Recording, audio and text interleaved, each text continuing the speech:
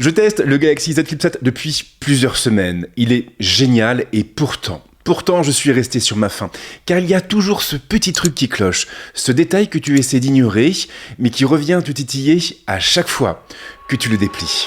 Je crois que le mot qui décrit le mieux les nouveaux pliants de Samsung, c'est maturité. Je l'avais déjà utilisé pour décrire les modèles de l'année dernière, mais j'aurais sans doute mieux fait de le garder pour les Galaxy Z Fold 7 et le Galaxy Z Flip 7.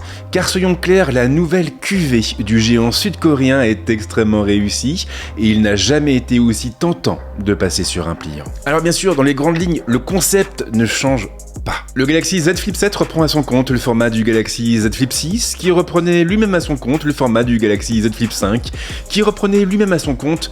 Bon, je présume que vous avez compris, le Flip 7, c'est un téléphone à clapet remis au goût du jour, et surtout, débarrassé de cet infâme clavier T9. En gros, le Flip, c'est ça, mais c'est aussi ça. Le Flip 7 se replie donc sur lui-même tout comme le faisaient ses prédécesseurs. Il apporte cependant 3 changements notables à la gamme. Et c'est là que j'ai commencé à sourire. Parce que ces changements, même s'ils ont l'air anecdotiques sur le papier, ils font vraiment une différence quand tu l'as en main. Le premier crève les yeux. Il s'agit de la finesse. Le boîtier est plus fin, beaucoup plus fin que celui des anciens modèles. Comptez seulement 6,5 mm en position dépliée et 13,7 mm en position repliée, là où le Galaxy Z Flip 6 atteignait les 6,9 mm dans un cas et les 14,9 mm dans l'autre. C'est impressionnant et encore plus si on le compare au tout premier Flip. Un tout premier Flip qui montait à 7,2 mm en position dépliée et à 15,4 mm en position repliée. Je sais évidemment ce que vous allez me dire, la différence n'est pas choquante. Oui, et tout comme je vous l'avais déjà dit pour mon test du Fold 7, en réalité, tout est une question d'échelle. Quelques millimètres de plus ou de moins ne changent pas grand chose sur un ordinateur ou sur une caméra, mais là, on parle d'un smartphone. Donc oui, c'est beaucoup. Le second changement notable est tout aussi voyant. L'écran extérieur s'étire désormais sur tout le capot supérieur. Samsung en a fini avec ses découpes et c'est une excellente nouvelle. Le Flip 7 sera en effet beaucoup plus polyvalent en position fermée et cet écran extérieur servira à davantage de choses. D'ailleurs, je vais vous expliquer un petit peu plus loin dans la vidéo comment le débrider et faire tourner vos applications en plein écran dessus. Le troisième changement notable est plus discret mais c'est peut-être bien le plus important. La charnière a été repensée. Elle est plus fine, plus solide et un peu plus bombée. Conséquence directe, si le pli de l'écran interne se voit toujours, il se sent beaucoup, mais alors vraiment beaucoup moins sous les doigts. Samsung se rapproche donc de la perfection et du pli invisible. Et soyons clairs, une fois que la firme aura atteint cet objectif, tout deviendra possible, chez elle, mais également chez la concurrence. Et je vous avoue que ça me donne un peu le vertige, parce qu'on sent que la techno est mûre. Elle est là. Elle attend juste le bon moment pour exploser. Le Galaxy Z Flip 7 apporte aussi du neuf sur le format, du moins en douceur. Il gagne entre 3 et 4 mm en largeur. Un choix intéressant car cela faisait 3 générations que Samsung n'avait apporté aucune modification à son boîtier. D'ailleurs, vous l'ignorez peut-être, mais les premiers modèles étaient plus larges que les derniers.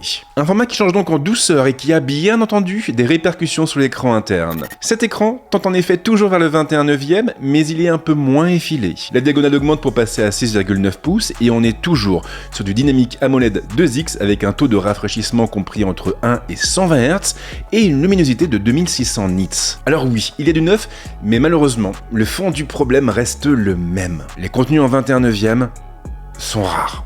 Et ça m'énerve. Ça m'énerve parce que tu as une dalle magnifique, un taux de rafraîchissement top, de belles couleurs, un contraste de fou, et tu passes tout ton temps à pincer pour zoomer ou à t'habituer à des bandes noires. C'est comme avoir un écran de ciné dans son salon, mais bloqué en mode boîte aux lettres. En effet, aujourd'hui, le 16/9 et le 16/10 restent les formats les plus utilisés en vidéo. Cela vaut pour les contenus diffusés sur Netflix et les autres plateformes de SVOD, mais également pour les productions partagées sur YouTube, Dailymotion ou encore Vimeo. Ce n'est évidemment pas mieux du côté des contenus verticaux. Si vous allez sur TikTok ou sur Instagram, vous verrez que la plupart des contenus sont en 3/4 ou en 9/16. Et bien sûr, cela va avoir des conséquences directes sur la manière dont vous allez consommer du contenu sur le Galaxy Z Flip 7. Mais est-ce réellement un problème ? Eh bien, clairement. Et après avoir regardé toute la première saison de Fire Force dessus, je peux vous dire que c'est vraiment galère. En ce qui me concerne, j'aurais préféré un format se rapprochant du Pura X de Huawei. L'écran interne s'en tient au 16/10, un format qui est déjà beaucoup plus adapté au contenu que nous pouvons trouver en ligne et ailleurs. Il y a cependant un terrain sur lequel le format du Flip 7 devient un avantage, celui de la productivité. Avec un écran interne en 21/9, le tout dernier pliant de Samsung peut en effet afficher 2 applications côte à côte sans trop rogner sur leur contenu. Et tout ça de manière très confortable. Cela étant, une partie de moi ne peut pas s'empêcher de penser que les utilisateurs en quête de productivité ont plutôt intérêt à se tourner vers le Fold 7. Un Fold 7 qui pourra d'ailleurs afficher 3 applications en même temps, et tout ça en faisant remonter le clavier virtuel et sans pour autant gâcher l'expérience utilisateur. Mais le Flip 7 n'a pas qu'un seul écran. Non, il en a 2. Et l'écran extérieur, comme je le disais, a totalement changé. Il recouvre désormais tout le capot supérieur. Il n'est plus coupé par une encoche, et les 2 optiques du module photo sont directement intégrées à la dalle. Samsung a sans surprise opté pour une dalle Super AMOLED avec une diagonale de 4,1 pouces, c'est pas mal, et une résolution en 1048 par 948. Le taux de rafraîchissement, très intéressant, est compris entre 60 et 120 Hz, et la luminosité atteint les 2600 nits.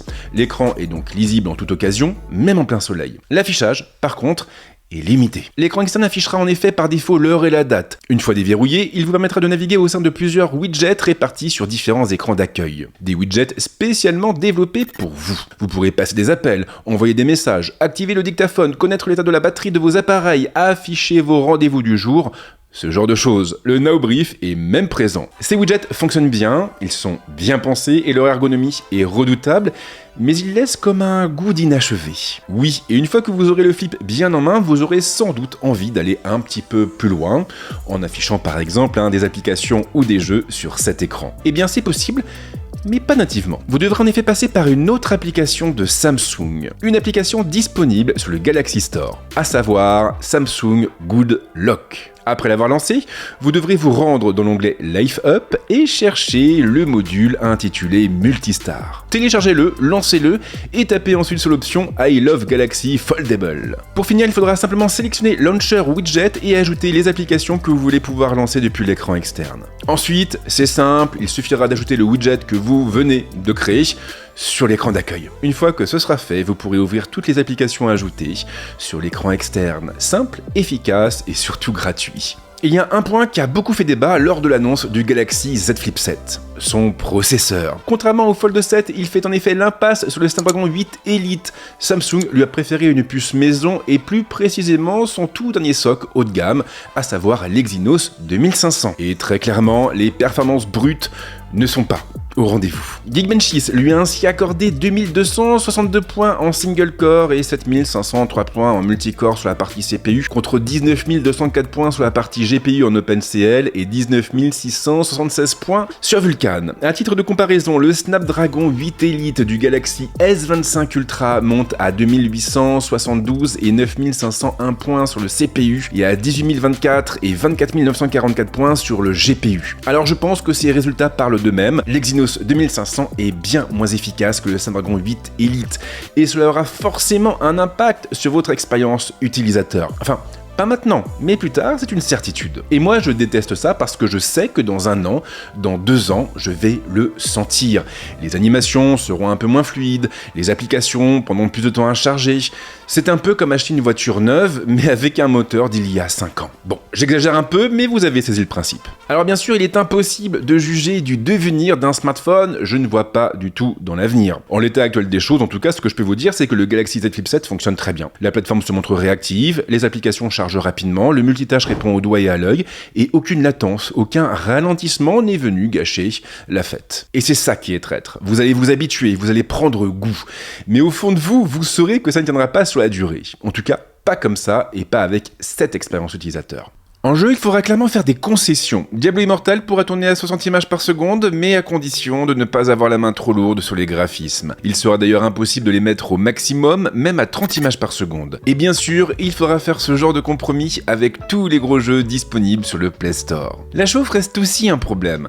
Le téléphone monte assez vite dans les températures. Alors c'est évidemment agaçant, et encore plus pour un téléphone qui est proposé à partir de 1200 €. Et si vous êtes un gros gamer, mais vraiment un gros gamer, eh bien malheureusement je ne peux pas vous recommander le Flip 7. Ce serait presque une faute professionnelle. Maintenant, il faut être franc, ce n'est pas la cible visée par Samsung. Parlons maintenant d'un autre sujet qui fâche, l'autonomie. Alors c'est habituellement le point noir des flips, mais Samsung semble avoir pris les devants en intégrant une batterie de meilleure capacité. Elle atteint cette fois les 4300 mAh contre 4000 mAh l'année dernière. Le constructeur promet jusqu'à 31 heures en lecture de vidéo, soit 8 heures de plus que le Flip 6. La charge par contre, eh bien elle ne bouge pas et elle reste calée à 25 watts. Et en vrai, ça se passe plutôt bien. En règle générale, j'ai fini chaque journée avec environ 10% de batterie restante, ce qui est très correct. Alors bien sûr, on est très loin de ce que proposent les Galaxy S25, mais c'est le prix à payer pour pouvoir profiter de ce format pas tout à fait comme les autres. Par contre, la charge, ça ne va pas. Elle est beaucoup trop lente.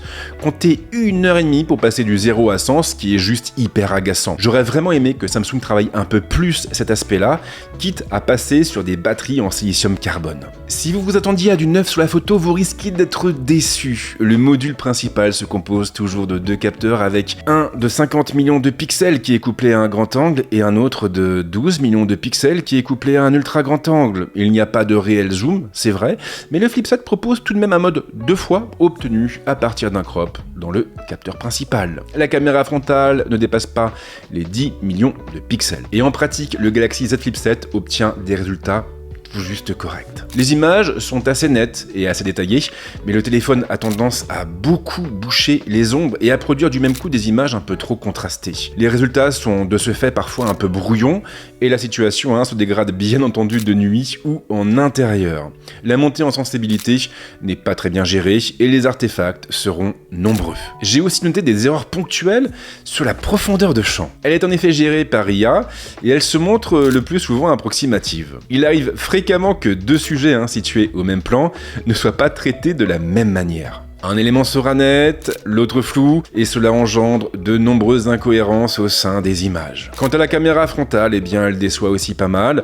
Les photos sont ternes, elles sont un peu molles, elles manquent clairement de piqué, et la petite définition du capteur nous empêchera de recomposer nos scènes. Il y a donc plein de petites choses qui ne vont pas, mais le Flip 7 a quelque chose que les autres n'ont pas. Une énorme polyvalence. Cette polyvalence, il la doit bien entendu à son format. L'écran externe change absolument tout. Il change tout parce qu'il va nous permettre de nous photographier ou de nous filmer avec le module photo principal et de surveiller en même temps notre cadrage. Ça a l'air banal, mais c'est vraiment très pratique, d'autant que le téléphone sera utilisable comme un trépied et vous n'aurez qu'à le replier sur lui-même et à le poser où bon vous semble pour vous prendre en photo ou pour réaliser votre vlog. C'est un gros atout, d'autant que le petit Flip 7 a également droit au mode log introduit avec les Galaxy S25. Vous pourrez donc filmer dans ce format désaturé pour récupérer un maximum de détails et étalonner ensuite votre image pour lui donner un look unique.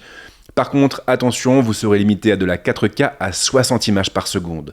La 8K n'est pas au programme et il faut avouer que c'est assez dommage. C'est dommage, mais pas pour les raisons que vous pensez. Filmer en 8K n'a que peu d'intérêt aujourd'hui puisque les écrans 8K ne courent franchement pas les rues.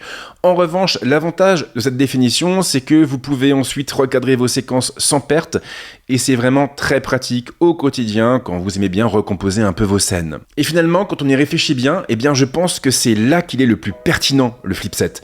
Pas quand tu zoomes à fond sur Lightroom mobile, pas quand tu lances un benchmark, mais quand tu vis avec, quand tu le plies, que tu le replies, que tu le sors pour capturer un moment en 2 secondes, c'est là qu'il te fait dire « Ah ouais, c'est cool quand même ».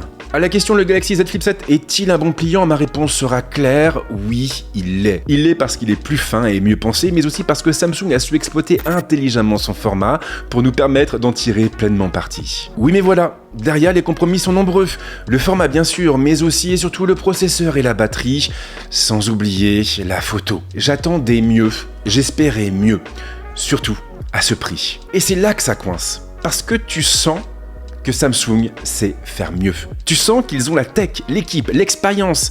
Mais là, j'ai un peu eu l'impression qu'ils ont complètement lâché les chevaux sur le Fold 7 et qu'ils ont gardé la bride, qu'ils l'ont même bien serré sur le Flip 7. Et à 1 200 €, personne n'a envie de faire autant de compromis. Maintenant, il faut reconnaître que ce petit pliant reste un produit très séduisant. En gros, le Flip 7, c'est un smartphone plaisir. Pas un monstre de puissance, pas un photophone ultime, mais un kiff visuel et fonctionnel au quotidien. Surtout avec One UI, surtout avec Galaxy AI. Et justement, vous, est-ce que vous seriez capable de passer sur un pliant ? Eh bien, dites-le moi dans les commentaires et bien sûr, pensez à vous abonner. Merci en tout cas de m'avoir suivi jusque-là. Je pense que la vidéo est assez longue, mais j'imagine qu'elle répondra à la plupart de vos questions. Et si ce n'est pas le cas, bien sûr, les commentaires restent à votre disposition. Et en ce qui me concerne, je vous souhaite de passer une très bonne soirée, une très bonne journée, un très bon week-end. Et c'est promis, on se retrouve très vite avec d'autres contenus, ici, mais également ailleurs. Ciao!